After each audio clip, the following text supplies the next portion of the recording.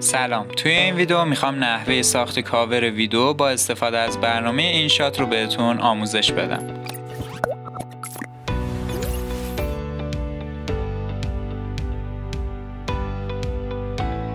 برنامه اینشات رو اجرا کنید و از بخش ویدیو یک پروژه جدید بسازید و ویدیو مورد نظرتون رو انتخاب کنید.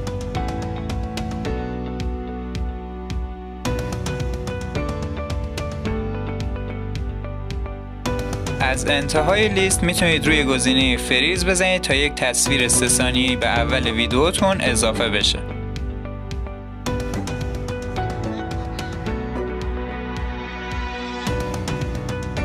در ادامه میتونید با استفاده از گزینه تکست متن مورد نظرتون رو روی تصویر اضافه کنید.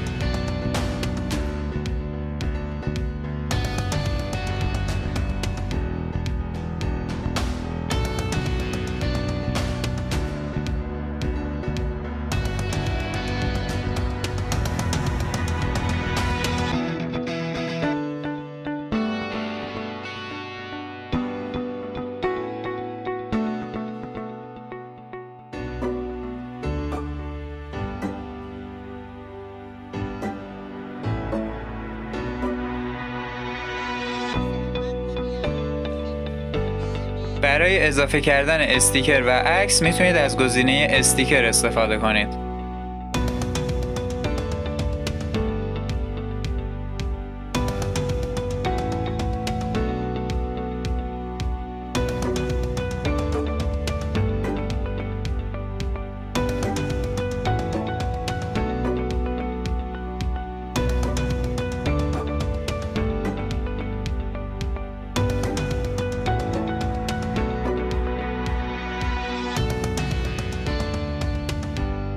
در نهایت برای ذخیره کردن ویدیوتون میتونید گزینه سیو بالای صفحه رو بزنید و کیفیت مورد نظرتون رو انتخاب کنید.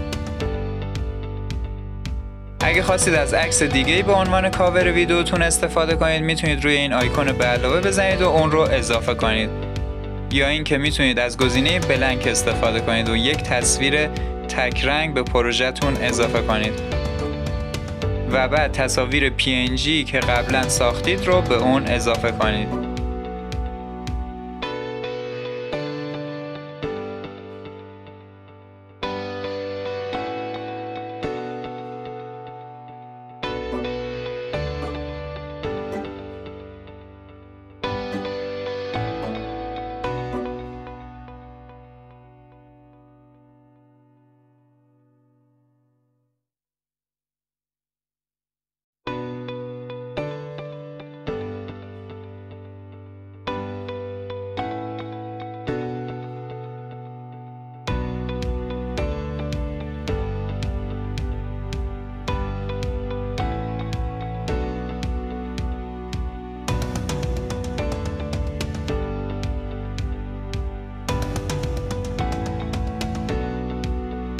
اگه سوال یا مشکلی وجود داشت توی بخش نظرات بپرسید، راهنماییتون میکنم.